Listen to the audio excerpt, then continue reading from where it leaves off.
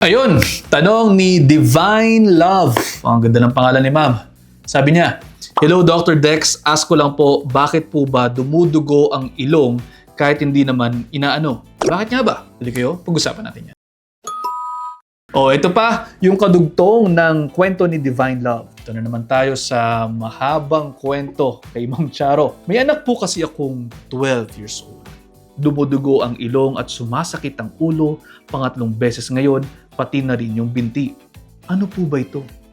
Thanks po. Medyo marami siyang nararamdaman . At gusto ko lamang po sabihin na itong mga susunod na maririnig mo sa akin ay hindi po consultation ha.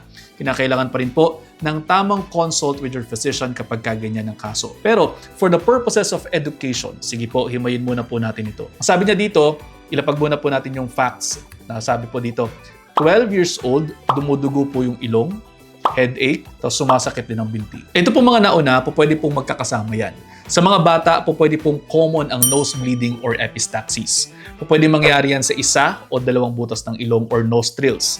Pero usually, isang nostril lamang po naapektuhan. Ang ilong po kasi natin ay mayroong mga blood vessels na tumutulong sa pag-warm up at pagmumoisten ng hangin na ating hinihinga. Mayroon pong area sa bandang gitna ng ating ilong na kung tawagin ay Little's area or Kissel's box area na po pwedeng maninipis po yung mga blood vessels kaya madali pong mairita at po pwedeng dumugo pareho sa mga bata at sa mga matatanda. Kapag ka dumudugo ang ilong sa unahang bahagi, ang tawag po natin dyan, anterior epistaxis. Yan yung mas common kung baga. Pero ang isang tao ay po pwede rin po makaranas ng pagdurugo sa likod na bahagi ng kanyang ilong at po pwedeng mas malakas na bleeding ang maranasan kapag ganyan ang nangyari to the point na po pwedeng mapunta pa sa likod ng throat at makapagpanakit pa ito ng sikmura. Anyway, dito po sa kwento ni Ma'am Divine Love. No? Tama, Ma'am Divine Love. More likely, anterior epistaxis ang nangyayari kasi nga fragile at madaling magdugo ang blood vessel sa unahang bahagi ng ilong. Kapag ka nagkakaganyan, pwede po makaranas ng pagkahilo at pananakit ng ulo ang isang tao.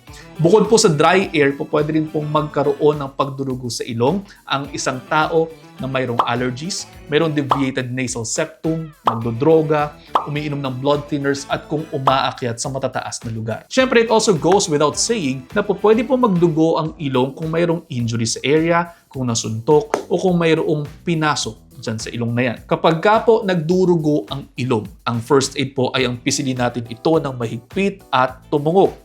Kalma lang mga kapatid at antayin tumigil ang pagdurugo. Kung may 5 minuto na at hindi pa rin ito tumitigil, dalhin sa ospital ang pasyente. Baka posterior bleed yan o baka may iba pang dahilan tulad ng foreign body o iba pang mga bagay na kinakailangang atensyong medikal. Baka kinakailangan din po nating ayusin ng ilang mga iniinom na gamot. Para po sa ganyan, kinakailangan din yung nga sa doktor para maimbestigahan pa kung ano pa ang mismong kadahilanan nang sa ganoon, mabigyan po natin ng karampatang lunas ang inyong karamdaman. At paano po? Sana po ay mayroon po kayo natutunan kahit papaano. Kung mayroon man, makiki-like at share na rin po nitong video na ito sa inyong mga kaibigan. Baka sakaling mas marami pa po tayo matulungan. Follow ka na rin kung hindi ka pa naka-follow dito po sa ating page. And see you ulit next episode. Ingat